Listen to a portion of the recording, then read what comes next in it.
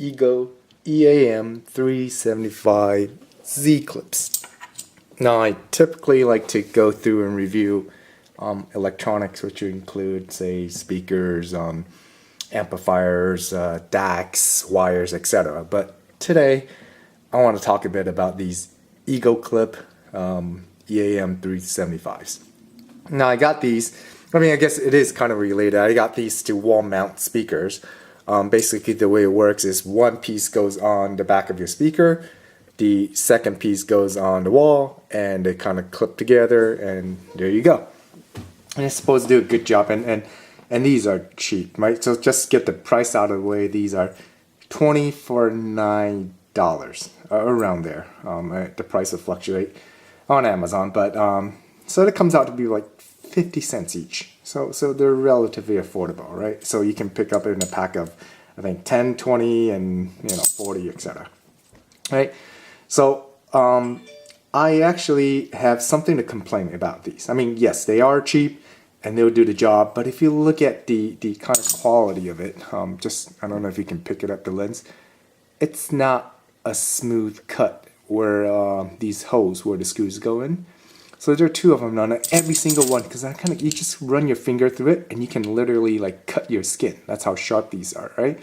So I get that it's got these lines and grooves that kind of holds it in place. So if you mount it on a wall like this, it shouldn't wiggle around too much. And then the same thing, you mount it on the back of your speakers or whatever else, it'll hold it in place. But you want the lines to kind of do the job, not the actual hole.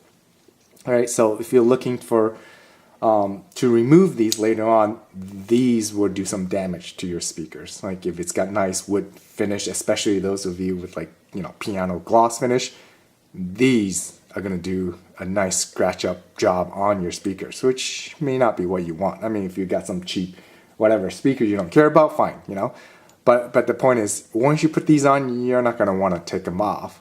And not because you love them so much, but because they'll damage your speakers. So that's one thing I want to say. And another thing I want to say is, if you look at this, like as is, I mean, it's obvious.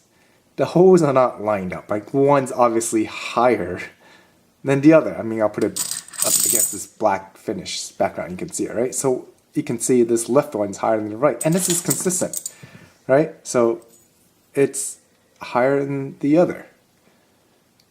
So make sure you use a level, right, when you mount this, and you level it to the actual trim piece, the actual Z clip itself, and not the hose, right? The hose is going to be lopsided. One's going to be higher than the other, and that's because all of them are done like that. I don't know, it was probably intentional. It just seems kind of odd because I don't think it does any additional purpose in making it more secure just by making them lopsided.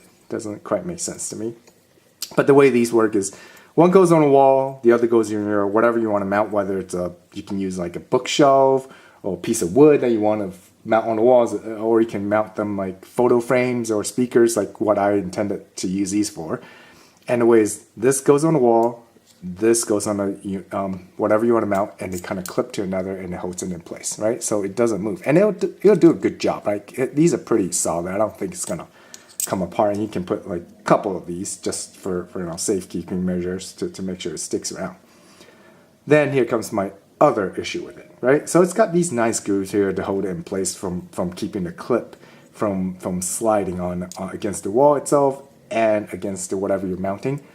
But there's nothing in the pieces that actually touch together to kind of keep it from sliding.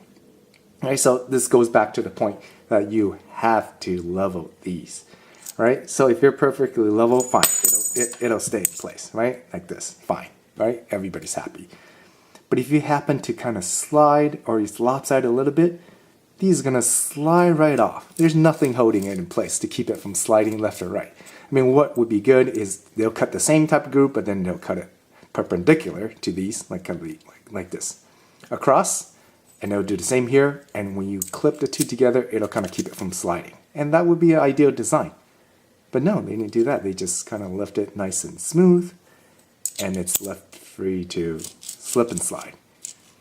Right? So if you intend to mount these and be able to move, say like a photo frame left or right, yeah, it'll do it. Let you move it left or right. But what ideally would happen is it has these grooves in there, so you can move it to wherever you want, left or right, and you slide into the groove, and it'll keep it like that in place, and not just freely move around. So these are cheap.